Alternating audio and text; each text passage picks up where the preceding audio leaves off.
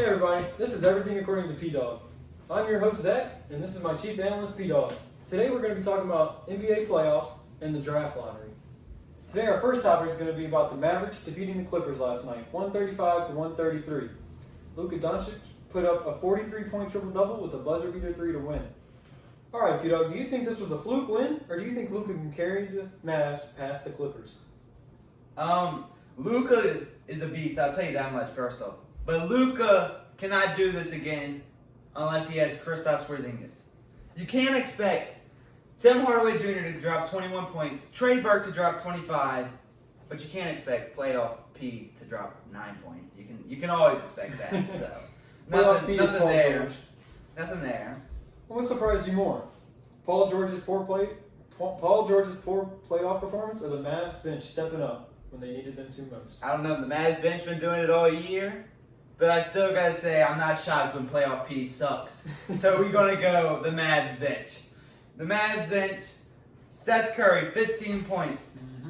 Boban Marjanovic, 10 points, and then Kidd, 3 points, and he was playing some outstanding defense. Was this a Mavericks win or a Clippers loss? This was a Clippers loss, 100%. They were up by 21 points against the Mavericks in the second quarter. If the Clippers just played decent and then didn't suck the rest of the game, the Clippers would have easily won the game by 10 to 15 points and they wouldn't have went to OT. But no, you have Paul George shooting 3 for 14, and then you have Kawhi Leonard still doing his thing. And then Marcus Morris didn't do a thing until to end the game. The Clippers are a deep team. Coming off the bench, Lou Williams dropped 36 points. Are they going to need more from him? Or what? No, the one thing the Clippers need is Paul George. Paul George needs to show up. I'm looking you right in the eye, Paul. If you ever see this video, play better. Compete. Don't shoot tour dates. Don't shoot 3 for 14. Score at least 20 points and have Kawhi Leonard's back. Or don't have to have Kawhi Leonard carry everything. Help carry with Kawhi Leonard. How big would it be for Kristaps to come back in Game 5? How big would it be? It would be huge. Okay, everything. It would be huge. The Mavericks would probably win the series in 7 if Kristaps came back. And as of now, he's not ruled out for Game 5, but they're waiting on the MRI results. I think Kristaps is done. I do. Think he is? I do. All right, let's move on to the Lakers versus the Trailblazers. If possible, how can Dame and the Trailblazers defeat the Lakers? If possible. Dame's going to have to do Dame dollar things, and then someone's going to have to slow down LeBron and just make him not the primary ball handler. Press him full court, do something, make KCP do the work, have him drop 5 points. I mean, if you look at it, it's LeBron, AD, and that's it. Who you got? Danny Green? Mr. Brick? Please. And usually Danny's good in the playoffs with the Spurs. That was 10 years ago, dude. That was 8 years ago, dude. However long that was. Shooter Danny Green. Touch. I never lose my touch. Danny Green lost his touch. Danny Green lost his touch.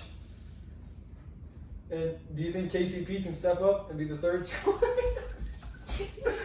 KCP sucks. I'll tell you that straight up. KCP sucks. I don't know. That dude deserves all the hate he gets. He is trash. Was it Game 2 he had 16 points? It was Game 1 he had 1 point. And 33 minutes. Fair enough. Who do you want to be the Lakers' third scoring option? Who do I want? Hopefully nobody, because I want the Trailblazers to win the series. But if I'm an LA fan, I think you got to have Danny Green finally step up and hit his shots. But Bubble Green is an embarrassment. That's all I'm going to say. Let's move on to the Rockets versus the Thunder, where the Rockets have a 2-1 lead. What is your prediction for the rest of the series? What's my prediction for the rest of the series? Rockets easy. 4-1 series win. Rockets are some dogs. Russell Westbrook's probably going to come back. But give props to my guy Dort. He's locking up James Harden. I'll tell you that much. Dort had a big game. Can't shoot the ball one bit, but he can lock up James Harden. So if he gets a shot, he's gonna break. No. If he develops his jumper. Oh, okay. I see what you're saying. But yes. Yes. As we could see last game, he worked a lot. So the draft lottery was last Thursday. Who do you think the Timberwolves with the first overall pick will select? I think they should select Anthony Edwards. That dude's a beast, and he's going to fit well in their offense. LaMelo Ball is a ball handler, point guard. You can't have him and D'Angelo Russell. That's bad news. And say they get Anthony Edwards. How is that going to be a big three? D'Lo, Cat, and Anthony Edwards? Is that going to be a big three? Yeah, I can see it. But Cat's soft. But hopefully, I'll tell you this much. I want to see Devin Booker, D'Angelo Russell, and Cat on the same team. So if they can figure out a way to give pieces to get D'Angelo or to get Devin Booker, they're gonna be some dogs. What would it take to get Devin Booker off the Suns? That's the real question. At least that #1 overall pick, I'll tell you that much. This would be the year to try it.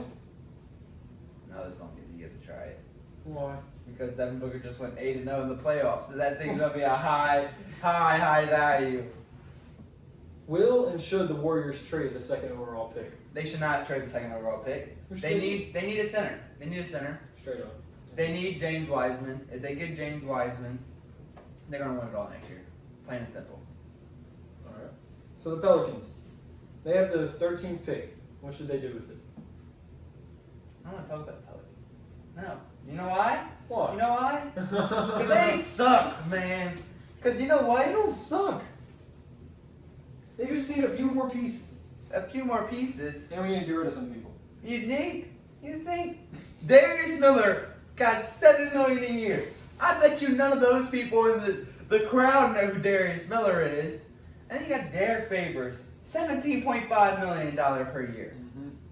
I know he's free agent, so we need to let him go. But you're paying the dude $17.5 million a year, and you can't slide a credit card underneath him when he jumps? Embarrassing. Absolute embarrassing. And then Darius Miller has only played 253 games in his career. What is that, an 8-year career too? 8-year career. That's embarrassing. He's injured almost all the time. He's making $7 million a year. I think that's a big mistake by the Pels. You got to be smarter. So what do the Pels need to do this offseason to build a championship squad?